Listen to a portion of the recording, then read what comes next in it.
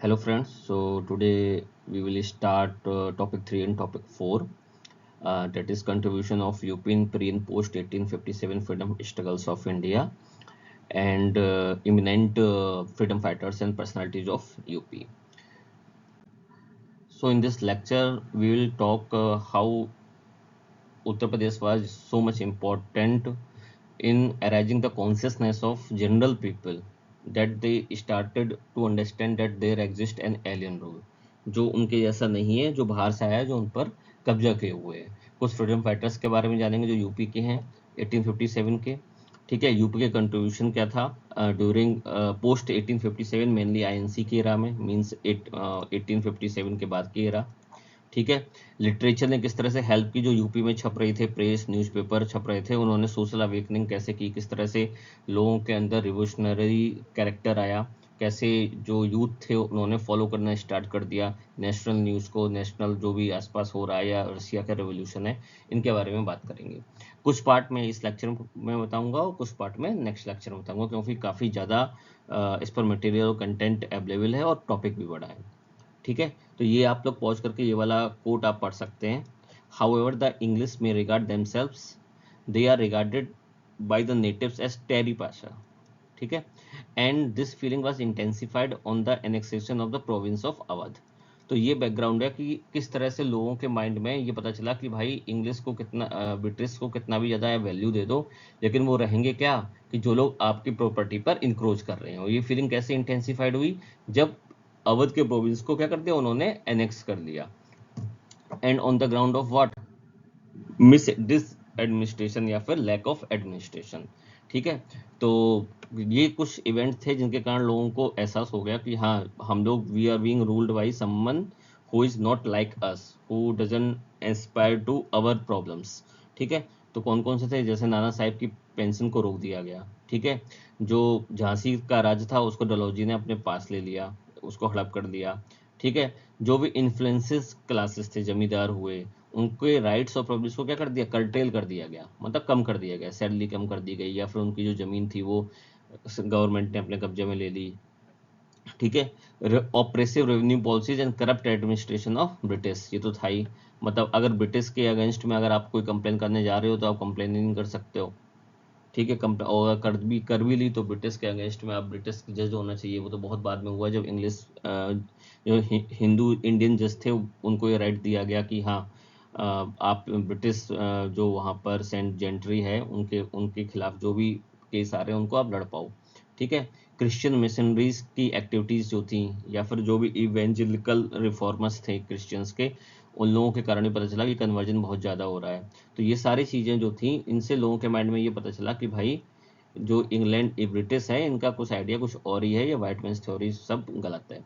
ठीक है, अर्लियर क्या होता था कि जो ब्रिटेन वाले थे उन्होंने क्या किया था, जो राजा या नवाब थे, ठीक है, उनको क्या किया था, एक तरह से शो बॉयज बनाया था ब्रिटिश गवर्नमेंट का, कि हाँ देखो ब्रिटिश गवर्नमेंट बैकग्राउंड में काम कर रही थी और आगे जो रूल था वो राजा या नवाब का था। लेकिन धीरे धीरे क्या हुआ, राजा और नवाब से भी सारी फ्रीडम छीनने लगी। जैसे आपने देखा नाना साहिब से किसी की पेंशन ले ली गई, किसी की ग्लाड डलहौजी ने जितने भी आपकी राज झड़प की नीति ली, नवाब को हटा दिया गया, उनकी ज़मीन ले ली गई, उनकी पावर कम कर दी गई।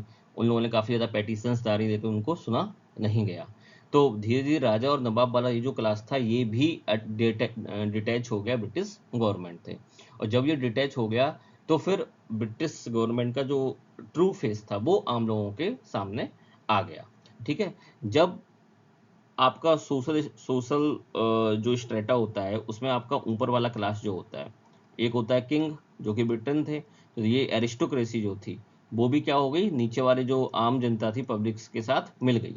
और इन लोगों ने क्या किया, इपोक मेकिंग स्ट्रगल स्टार्टेड। वो जो इपोक मेकिंग स्ट्रगल स्टार्ट हुआ वो उसे हम लोग क्या कहते हैं, 1857 का फर्स्ट वॉर ऑफ इंडिपेंडेंस, या फिर कहीं कहीं म्यूटनी भी कहते हैं, लेकिन वो फर्स्ट वॉर ऑफ इंडिपेंडेंस था। अब देखिए यूपी में क्या हुआ, ये मैंने एक फैक्ट दिया है, इसको आप जब क्वेश्चन आए आंसर में आप लिख सकते हो कि history of freedom movement committee बनाई गई थी यूपी में, और आचार्य नरेंद्र देव की चेयरमैनशिप में बनाई गई थी, लेकिन वो सून उनकी डेथ हो गई थी। तो उसके बाद जो कमलापति त्रिपाठी से जो इंफॉर्मेशन मिनिस्टर थे यूपी के, उनके अंडर में ये history of freedom movement committee बनाई गई, और उन्होंने जितना भी डेटा था सारे डिस्ट्रिक्ट कलेक्टर के पास जितनी भी फाइल्स पड़ी थी, जितने भी केस की फाइल थी, जितने भी लेटर्स थे उस समय के, ये फ्रीडम फाइट के 1857 के पहले के बाद के, उन सबको कलेक्ट किया और उनकी पूरी की पूरी इंफॉर्मेशन को इस कमेटी ने क्या किया, एक अलग अलग वॉल्यूम में निकाला। ठीक है, तो ये इसको मेंशन करना बहुत ज़्यादा जरूरी है। पोस्ट इंडिपेंडेंस हम लोगों ने किस तरह से प्रिजर्व किया उस रिच हेरिटेज को। ठीक है, अब देखिए कौन कौन से फ्रीडम फाइटर्स थे जो 1857 में यूपी से थे। जनरली जो 1857 का जो रिवोल्ट था जनरली वो नॉर्थ इंडिया में ही था, और इसका एक रीजन ये भी था, ब्रिटिश इंडिया का जो ज़्यादातर पार्ट था वो नॉर्थ इंडिया में था।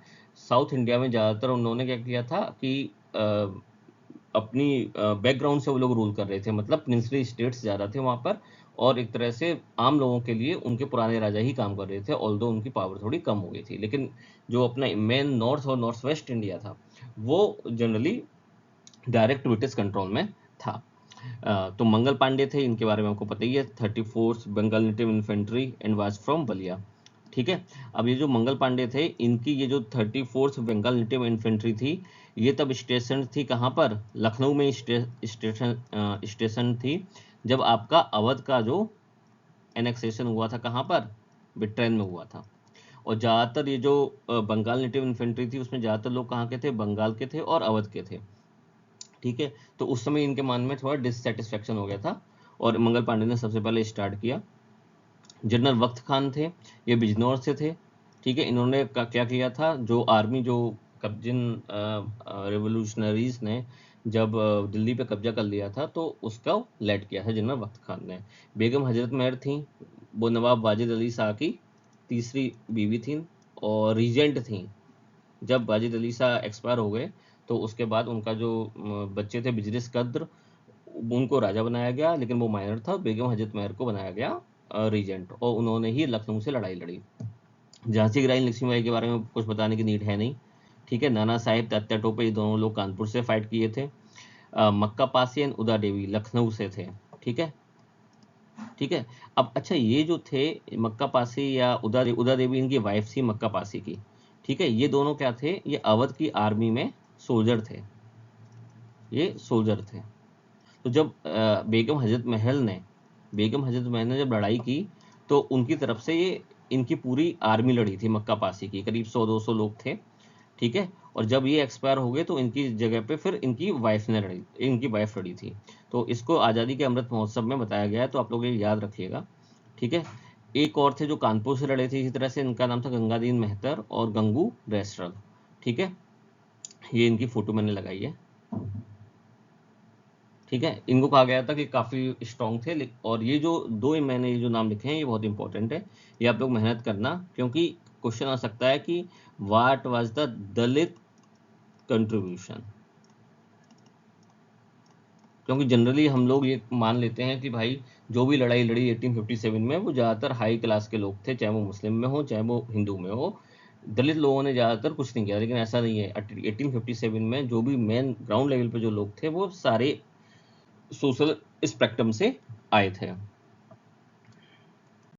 इसके बाद बात करते हैं post 1857 contribution of Uttar Pradesh to freedom fight.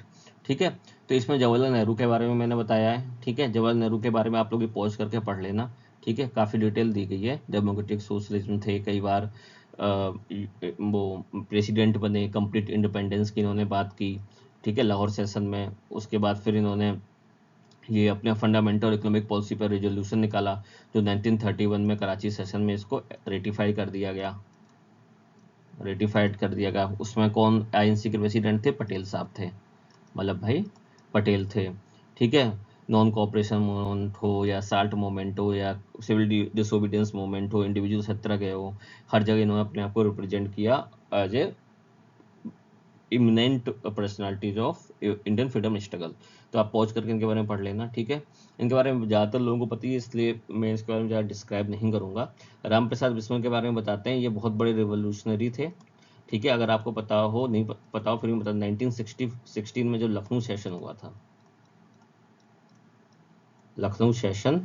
हुआ था, तो जो बिस्मिल थे उन्होंने ही हॉर्स जो घोड़ा गाड़ी थी उसमें घोड़े को हटा के खुद से लोकमान्य तिलक को खींचा था।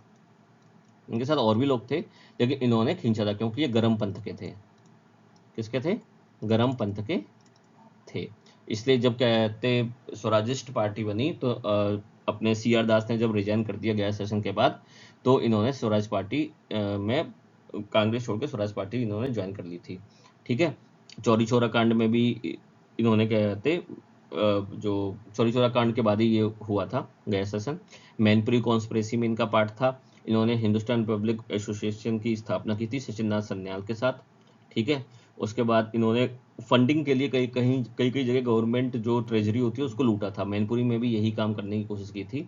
ठीक है। उसके बाद दिल्ली और ये अपना यमुना ब्रिज जो था वहाँ पे भी एक बार कोशिश की थी और फिर यमुना से ये कूद गए थे यमुना ब्रिज पे, वो भी। उसके बाद मणिपुर कॉन्स्पिरेसी में पकड़े गए थे। ये इनको नहीं बाद में छोड़ दिए गए थे, ये बात अलग है। कॉकोरी कॉन्स्पिरेसी 1925 में हुई थी। उसके बाद इनको गोरखपुर जेल में हैंग कर दिया गया था 1927 में। ठीक है। इनके साथ एक और थे जिनका नाम काफी लिया जाता है, वो थे गेंदालाल दीक्षित।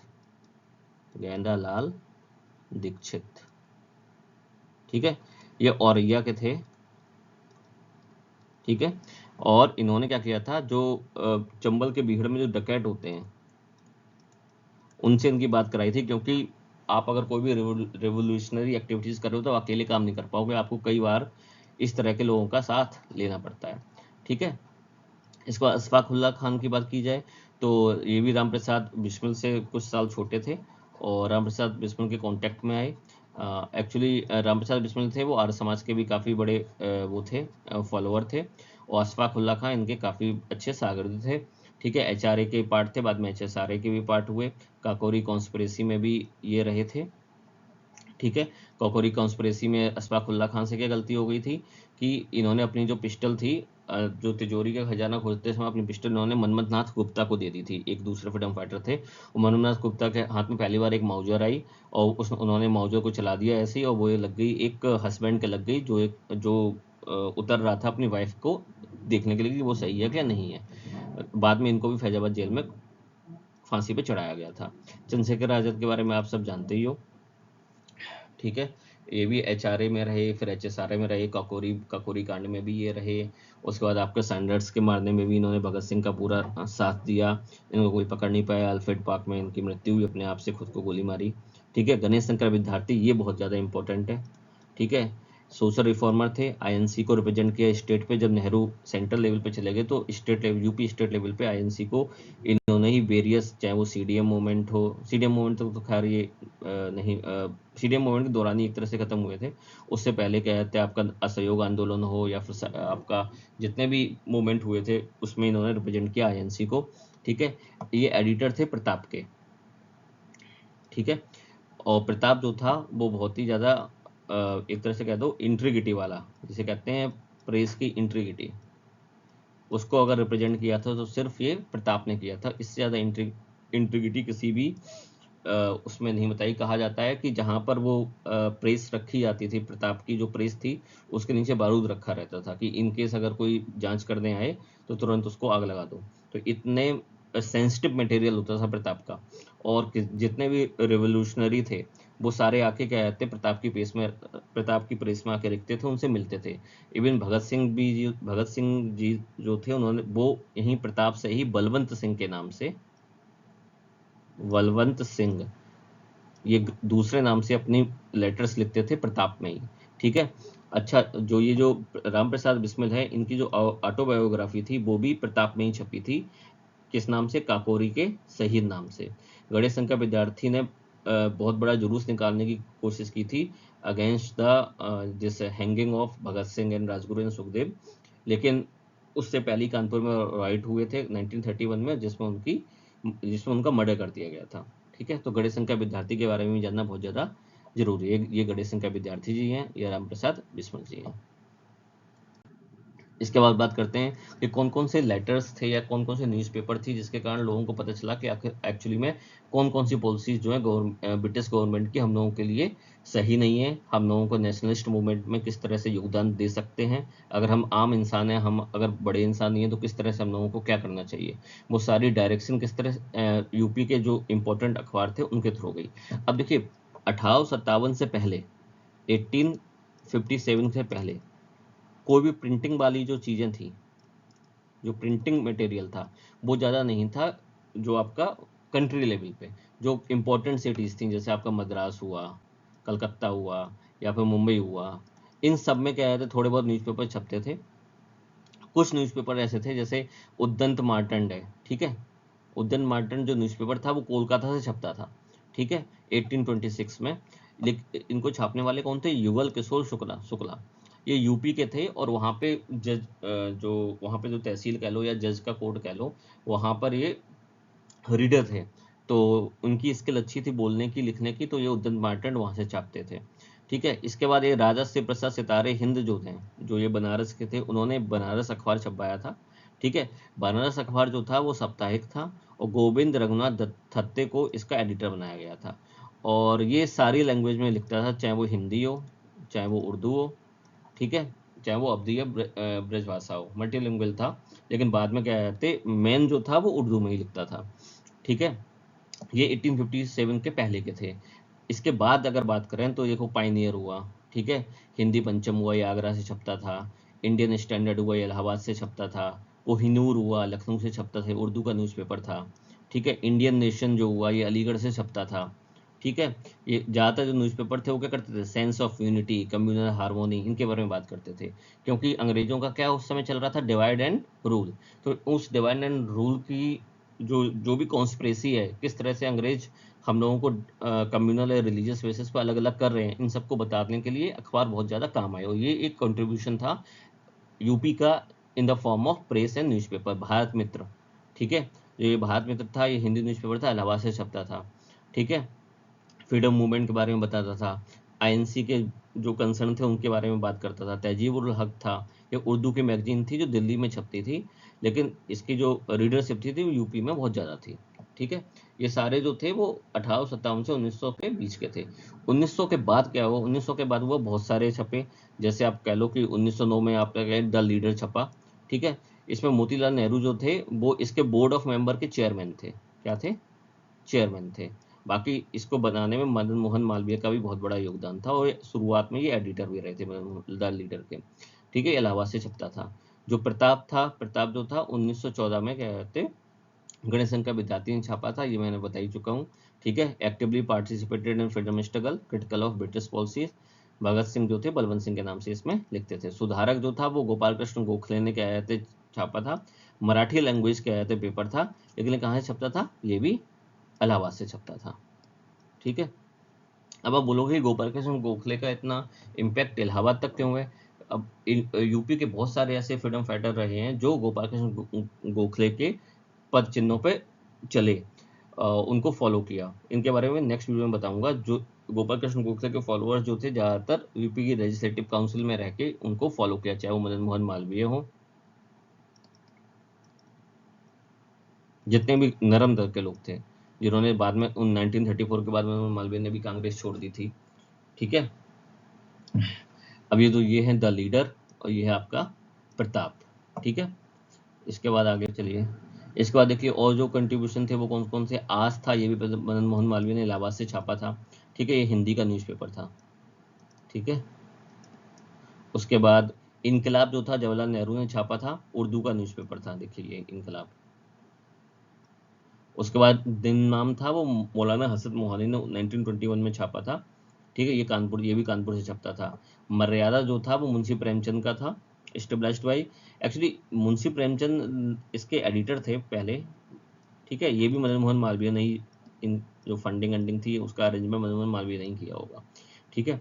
अभुदय जो था वो इलाहाबाद से छपता था, मदन मोहन मालवीय ने छापा था, बंगाली न्यूज़पेपर था, ठीक है। इसमें इन्होंने क्या कहते मोतीलाल नेहरू का भी साथ लिया था,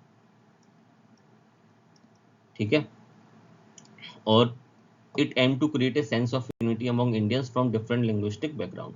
तो मैंने सफिशिएंट एग्जांपल दे दिए, 1857 से पहले के भी दिए, 1857 से 1900, 1900 से बाद के भी दिए, ठीक है। देखो ये अबुध्य है, ठीक है। अब देखिए इस अबुध्य में ये आप देख रहे हो, ये नाम क्या लिखा है, ये नाम लिखा है अटल बिहारी वाजपेयी। तो ये 1942 में जब क्विट इंडिया मूवमेंट हुआ था, तो अटल बिहारी वाजपेयी जी की ये पोएम छपी थी अबुध्य में, ठीक है। पंडित मदन मोहन मालवीय द्वारा स्थापित सचित्र साप्ताहिक अयोध्या में प्रकाशित श्री अटल बिहारी वाजपेयी जी की कविता 11 फरवरी 1946 को। ये पब्लिश कब हुई थी? 11 फरवरी 1946 को। ठीक है, तो इन सब चीज़ों से क्या हो रही थी, अटल जी भी उस समय मात्र 20 साल के होंगे, 20 या 22 साल के होंगे, लेकिन देखिए कितनी अच्छी और बड़ी पोएम लिखी है। तो एक तरह से यूपी में कंट्रीब्यूशन हो रहा था और लीडर्स डेवलप हो रहे थे। अटल जी जैसे लीडर्स जो बाद में 46 में, उनको पता नहीं होगा कि सन 96 में वो जाके 50 साल बाद पहली बार पीएम बनेंगे। ठीक है, नेक्स्ट आइए, कुछ मटेरियल देखिए ऐसे थे जिस पर सेंसर लगाया गया था। ठीक है, जिनको ब्रिटिश गवर्नमेंट क्या कहती थी कि भाई इनको तो आप दे ही नहीं सकते हो, ये चुपचाप ये बढ़ जाए तो बढ़ जाए, नहीं तो नहीं बढ़ जाए। ठीक है, जैसे एचआरए जब बनी थी तो राम प्रसाद बिस्मिल ने उसका जब कॉन्स्टिट्यूशन बनाया था, उसकी पॉलिसीज बनाई थी, तो उसको येलो पेपर करके बांटा गया था। ठीक है, उसे येलो पेपर बोला गया, वो भी पब्लिश नहीं हो पाया। ठीक है, लेकिन उनको बाई हैंड टू हैंड बांटते थे। तो कौन कौन से एक्ट बनाए थे, ये थोड़ा सा आप लोग पॉज करके पढ़ लेना। जैसे censorship of press sector 1719, licensing regulation 1822, Metcalfe act liberator बोला जाता है, इसे मेटक्लेफ को क्या बोला जाता है? लिबरेटर ऑफ प्रेस बोला जाता है। ठीक है, licensing act 1857, vernacular press act 1878 Lord Lytton के टाइम था। आनंद बाजार पत्रकार ने जब अपने आप को तुरंत रातों रात वर्नाकुलर लैंग्वेज से इंग्लिश लैंग्वेज में कन्वर्ट कर लिया था। उसके बाद आपका 1908 और 1910 में ये दो एक्ट बने थे, newspaper incitement to offence act और इंडियन प्रेस एक्ट। अब इंडियन प्रेस एक्ट में सबसे बड़ा जो पॉइंट था वो ये था कि लोकल गवर्नमेंट को पावर दे दी गई थी कि अगर आपको अपनी प्रेस लगानी है तो आपको बहुत सारा सिक्योरिटी अमाउंट जमा करना पड़ेगा, और आपने कुछ भी गवर्नमेंट के अगेंस्ट में किया तो वो सारा का सारा सिक्योरिटी अमाउंट जब्त कर दिया जाएगा। ठीक है, ये दोनों ही एक्ट को रिपील किसने कराया? रिपील किया गया, एक प्रेस कमेटी बनी थी जिसके चेयरमैन थे तेज बहादुर सप्रू। ये भी अलीगढ़ से थे और बहुत बड़े क्या थे, बैरिस्टर थे, वकील थे। ठीक है, ये जो थे ये गोपाल कृष्ण गोखले के अनुयायी थे। मैंने अभी बताया था गोपाल कृष्ण गोखले के ये भी अनुयायी थे। ठीक है, और इन्होंने ही आईएनए का केस लड़ा था, तेज बहादुर सप्रू ने। ठीक है, ऐसी मदन मोहन मालवीय जो थे, उन्होंने अपनी जो बैरिस्टरशिप थी वो छोड़ दी थी 50 साल की उम्र में। अब आप देखिए जो मदन मोहन मालवीय जी थे, उनका जन्म जो हुआ था वो करीब 1861 में हुआ था। 1911 में उन्होंने जो अपनी वकालत थी वो छोड़ दी थी, लेकिन जब चौरी चौरा कांड हुआ उसके बाद उन्होंने बस एक बार और अपना काला कोट पहना और चौरी चौरा कांड में करीब 150 लोगों को सजा देने से बचाया था। ठीक है, तो आप कभी कभी अपनी वो तोड़ते हो इन सब के बारे में, जैसे मदन मोहन मालवीय हुए या तेज बहादुर सप्रू हुए, इन सब के बारे में मैं नेक्स्ट वीडियो में आपको थोड़ा थोड़ा बताऊंगा, क्योंकि इनके बारे में पूछा जा सकता है, क्योंकि इनके बारे में ज़्यादातर जो मेन कोर्स मीडिया है उसके बारे में, इनके बारे में बात नहीं करता है। ठीक है, अब प्रेस्क्राइब्ड मटेरियल पे आ जाओ। ठीक है, अब कौन कौन से मटेरियल थे? अब देखिए, अगर आप देखो तो ये आज़ादी की गर्जना, आज़ादी या मौत। ठीक है, ये देखो स्वतंत्रता की देवी, जिसमें सरोजनी नायडू जी हैं, सरोजनी नायडू। ठीक है, ये है, इनके बारे में बताया गया। लेकिन वो कहाँ से छप रही है? Jwala Prasad Verma book seller. ठीक है, आगरा आगरा से प्रिंट हुआ है। ये देखो, ये कानपुर से प्रिंट हुआ है। ठीक है, अब देखिए इन सारे में आप एक चीज़ देख रहे हो, ये चीज़ें फिक्स कर दी गई हैं। क्या चीज़? नेम, एड्रेस का, पब्लिशर, कहाँ से पब्लिश हो रहा है, पब्लिकेशन कौन कर रहा है, इन सबको मैंडेटरी किससे के थ्रू किया गया था? रजिस्ट्रेशन एक्ट 1867 के थ्रू। तो ये जितने भी तराने थे वो सारे क्या थे? प्रोस्क्राइब्ड थे। आपको आप पब्लिकली उनको डिस्ट्रीब्यूट नहीं करते थे, तो चुपचाप बांटे जाते थे। अब देखिए, आज़ादी के तराने और कौमी झंडा, ठीक है, ये छपा था कहाँ से? बनारस से छपा था। इसमें देखिए ये पोइम निकली थी कहाँ पे?